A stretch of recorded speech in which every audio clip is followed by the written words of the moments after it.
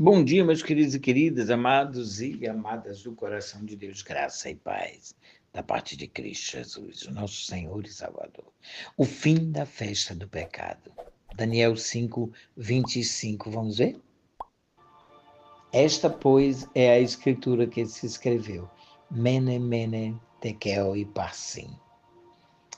Meus amados, estamos no período de carnaval, né? No Brasil. E é a maior festa popular do nosso país, não é verdade? Essa festa ela traz propagandas de seus luxos e muita alegria, mas ela termina em cinzas, não é verdade? Quarta-feira de cinzas. Ah, se todos soubessem o que significa isso. De igual modo, o livro do profeta Daniel registra a festa promovida pelo rei Belsazar, com 1.000 de seus ilustres convidados na orgulhosa e inexpugnável cidade da Babilônia, capital do mais poderoso império do mundo na época. Festejaram, beberam e deram louvores aos seus deuses na própria noite em que o rei foi morto e a Babilônia caiu nas mãos dos medos e persas. Esse episódio possibilita algumas lições para todos nós, sabia? Em primeiro lugar, a festa do pecado profana as coisas sagradas. Está lá em Daniel 5, do 1 ao 4. Belsazar, insatisfeito com o glamour da sua festa e com as bebedeiras ao lado dos grandes do seu império, e com as mulheres e concubinas, ele mandou trazer o quê? Os utensílios sagrados que haviam sido saqueados do templo de Jerusalém, para beber com eles. Nessa festa do pecado, profanaram as coisas sagradas, ultrajaram o nome de Deus e acumularam sobre si mesmos a justa ira de Deus. Ainda hoje, aqueles que se rendem aos apetites desenfreados da carne não hesitam em profanar as coisas de Deus e em menosprezar coisas sagradas. Isso tem acontecido em alguns carnavais, sabia? Em segundo lugar, a festa do pecado enfrenta a visitação do juízo divino. Daniel 5, do 5 ao 9. Leia, eu quero que você leia. No mesmo instante em que Belsazar ele estava blasfemando contra Deus, usando os utensílios do templo para sua diversão carnal, apareceu o quê? Uns dedos de mão de um homem, escrevendo palavras misteriosas na parede do rico salão imperial, onde estava festejando. O semblante do rei descaiu, os pensamentos foram conturbados, O pânico tomou conta daquele ambiente dominado pela diversão. Pensando estar no controle da situação, o rei pega e manda chamar os encantadores, os adivinhos, para decifrarem aquelas palavras. O rei ofereceu riquezas e prestígios em seu reino a quem pudesse decifrar, trazer à luz aquelas densas trevas.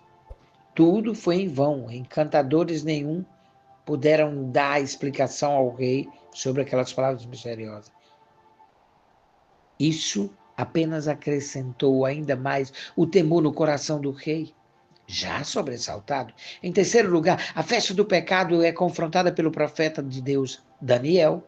Veja lá, Daniel 5, do 10 ao 29. Aquilo que os encantadores não puderam explicar, Daniel explicou. O rei até ofereceu para ele presentes e prestígio, e ele recusou. Claro, Daniel não era um profeta de conveniências, nem tinha vendido sua consciência por dinheiro algum. Mostrou ao rei que o reino da Babilônia havia sido dado por Deus ao seu pai, Nabucodonosor. Toda a grandeza e riqueza daquele vasto império era obra de Deus, não engenho político dos grandes monarcas. Mostrou ainda que, em virtude da soberba do seu pai, Nabucodonosor, Deus o tirou do trono e o fez comer ervas como os bois. Ele se transformou num animal, até que ele reconhecesse que Deus, o Altíssimo, tem domínio sobre os reinos dos homens, a quem quer constituir sobre eles. Agora, Daniel confronta Belsazar, dizendo que ele, sendo testemunho de tudo isso, não se humilhou, antes se levantou contra o Senhor dos céus e profanou os utensílios sagrados tirados do templo de Jerusalém. Daniel disse a Belsazar que agora o Deus em cuja mão está a vida dele enviou a mão para escrever na parede uma mensagem de juízo. A escritura foi essa, Mene, Mene, Tekel, Parsim. Esta é a interpretação. Contou Deus o teu reino e deu cabo dele. Pesado fostes na balança e achado em falta. Dividido foi o teu reino e dado aos medos e persas. Quão trágica foi aquela festa. Naquela noite Deus pesou a Belsazar na balança e achou em falta. Naquela noite Deus contou o reino da Babilônia e disse, acabou.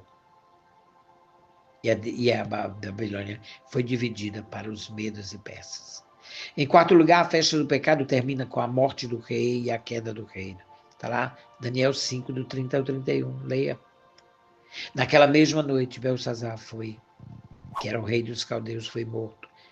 E quem assumiu foi Dario, o Medo. Se apoderou do reino. O jovem rei, cercado de riquezas e poder, foi ceifado pela morte imediatamente. E a orgulhosa e inexpugnável Babilônia caiu nas mãos de outro império. Quão trágico é o homem chegar ao final de sua vida e não estar preparado para se encontrar com Deus, não é verdade? Por aqui ficamos, amanhã, se Deus quiser, voltaremos. Que a graça e a paz seja com todos. Amém?